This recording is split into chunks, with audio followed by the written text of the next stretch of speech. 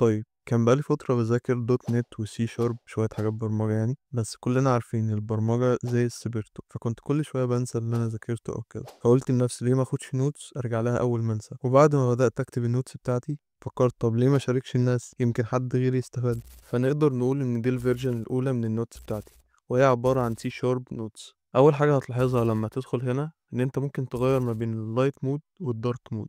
كمان هتلاقي على اليمين كده table of content، ودي عشان لو عاوز تروح لأي جزء في النوتس بتاعتك. فمثلا أنا هروح للأو بي فيوديني على طول للأو بي. كمان ميزة حلوة هنا هنلاحظها إن أنت مثلا لو دخلت على النوت دي هنلاقي إن إحنا عندنا الجراف فيو بتاعنا، وهو عبارة عن فيو كده بيظهر علاقة النوت دي بالنوتس التانية. فنلاقي إن ال programming paradigms مرتبط بالأو بي.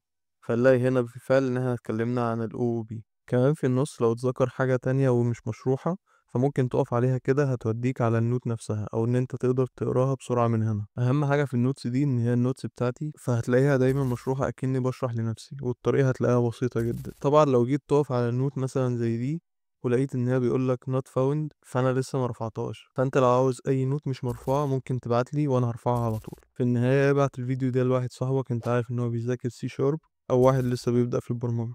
ولو حد حابب يعرف ازاي شيرت النوتس بالطريقة دي، او حد عنده اي سؤال ممكن يكتب لي في الكومنتس وهرد عليه. وبس ما تنساش لايك شير سبسكرايب، وشكرا ليك.